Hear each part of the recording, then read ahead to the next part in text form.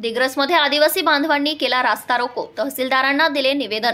दिग्रस तालुक्यातील सकल आदिवासी समाजाच्या वतीने आदिवासी समाजातील धनगर समाजाची होणारी घुसखोरी थांबवण्याचा विविध मागण्यांसाठी छत्रपती शिवाजी महाराज चौकात सोमवारी सकाळी 11 वाजेच्या दरम्यान रास्ता रोको आंदोलन केले गेले।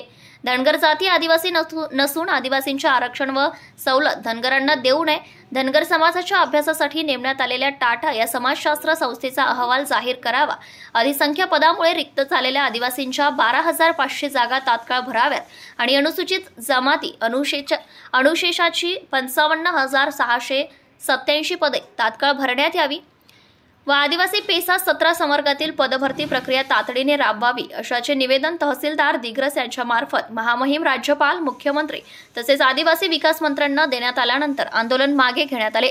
दिग्रस पोलिसांनी यावेळी चोख बंदोबस्त ठेवला होता।